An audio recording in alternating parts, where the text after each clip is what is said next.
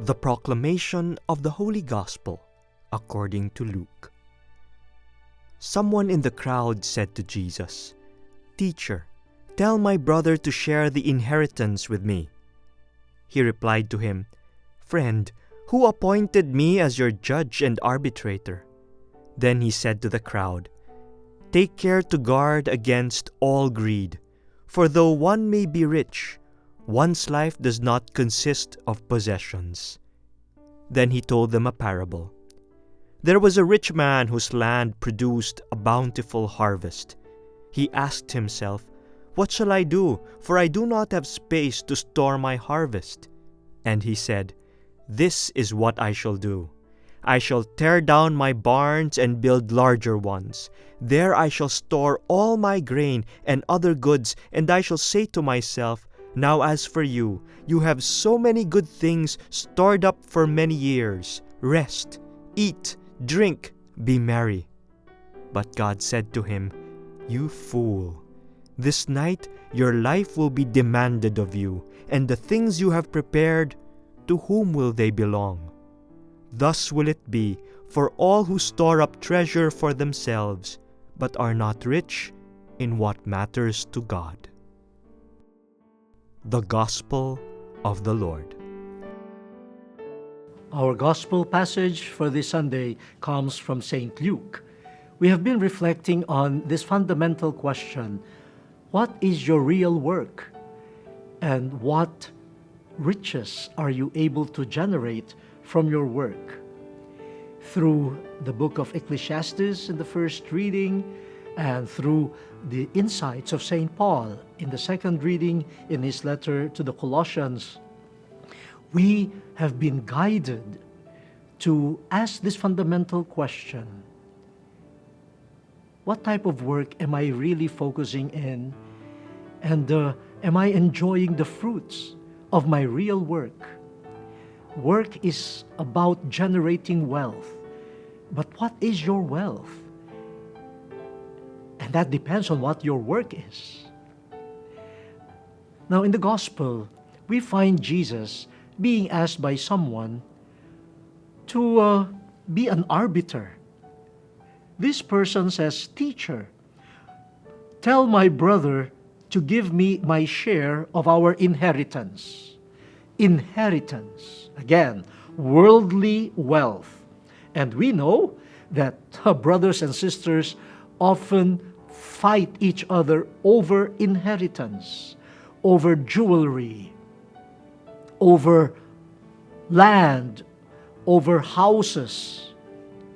Imagine, the family is broken, is divided because of wealth.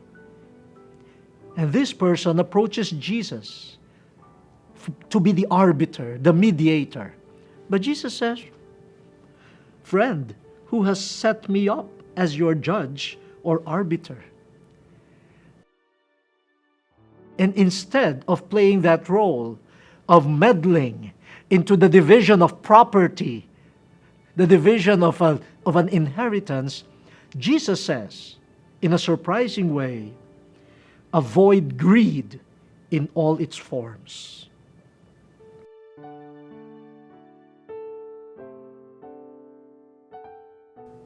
Instead of helping this person find his rightful share in the inheritance they will receive, he challenges the person.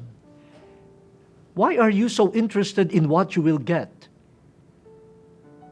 Avoid greed in all its forms. And he tells this person, one's possessions do not guarantee us life. Your possessions here on earth do not guarantee you life.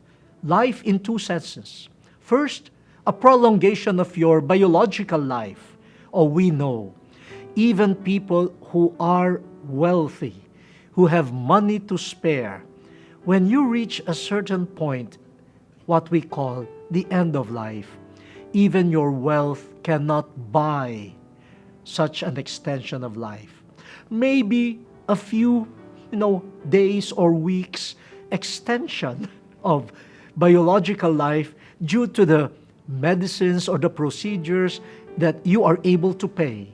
But even the best doctors, the best medicines cannot guarantee you life.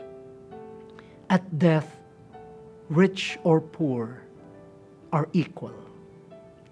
We will all be naked before God. So Jesus is saying, okay, you are worried about your share of the inheritance, but you think it will extend your life? No, it will not. But there is also another sense. Your inheritance does not guarantee a meaningful life, a life that will make you truly happy, fulfilled, and fruitful.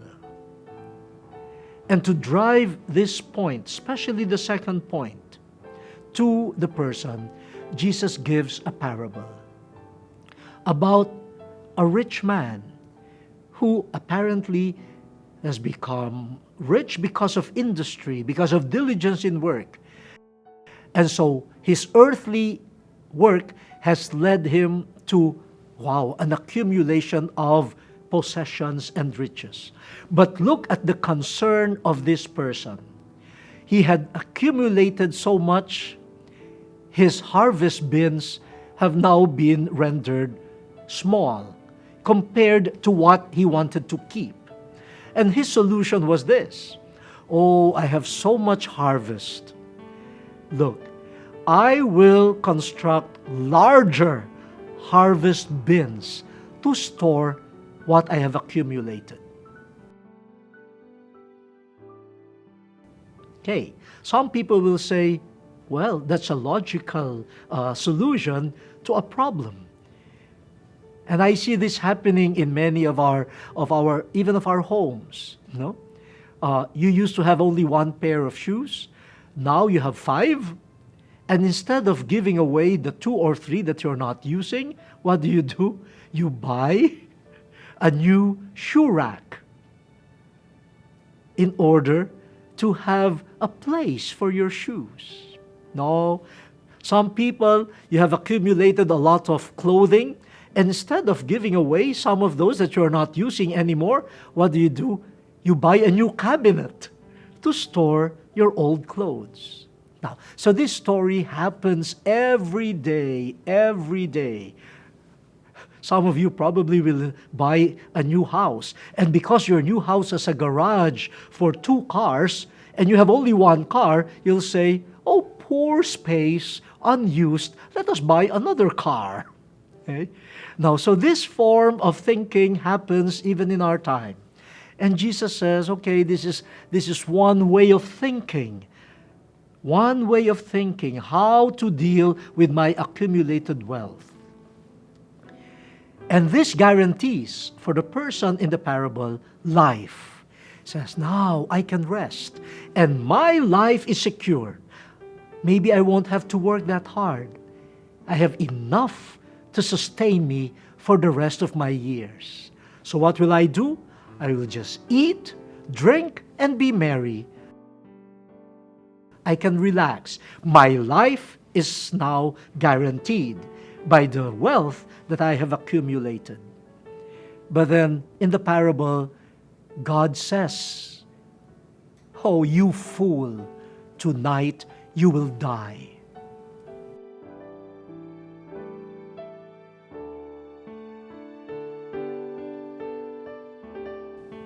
Of course, this rich man does not know that that evening he will die. Only God knows. And we are reminded of the first reading from Ecclesiastes. Vanity of vanities. You work hard, you accumulate, and you think your life is now secure. Your life may end any day, any night, any time. And what happens to your accumulated wealth? Pointless, useless. You will not be able to bring anything, even a cent, a centavo, to the next life. And this becomes an occasion for Jesus to say, you should grow rich in the sight of God and not grow rich for oneself.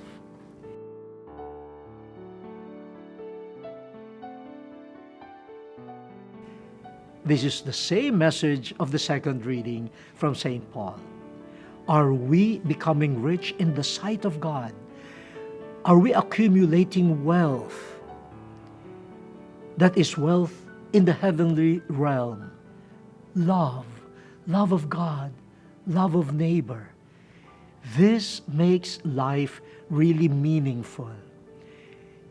Without love of God and neighbor, you may be the poorest person on earth. You may have all the amenities around you, but in your mind and heart, you are not rich. There is an emptiness.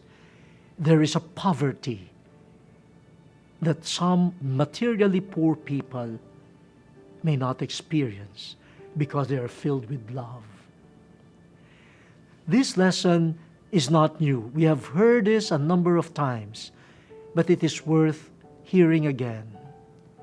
For people who are working hard, I salute you.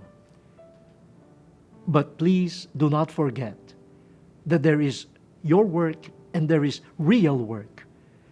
There is wealth and there is real wealth. And real work and real wealth is all about love. All that matters. Are you working in that direction? And are you gaining the fruits of the labor of love? I was in a meeting of business executives, so all people who are driven to succeed and even driven to withstand competition. I gave a short message on servant leadership and all of these things. And at the end of my short talk, one person raised his hand and asked a question. And I'm very happy that the question that he asked was not the same question that the man here in the gospel asked Jesus. No, for me to mediate in the division of inheritance. No, this person said, I work hard. And I can safely say that through my hard work, I am able to contribute to the success of this company. And our company has been doing well, one of the best companies in the country. Then he asked this question, Bishop, when do I know when enough is enough? Even my Sundays are spent working. I don't have time anymore for my wife and my children. But I have to keep the company going. But I know I'm losing. I'm losing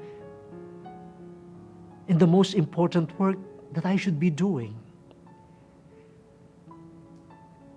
When do I know when enough is enough? I was tempted to say, you are not far from the kingdom of God. I just said, that's an important question that all of us should be asking. And I'm inviting you to consider the same question. The word has been exposed. Let us now fulfill it.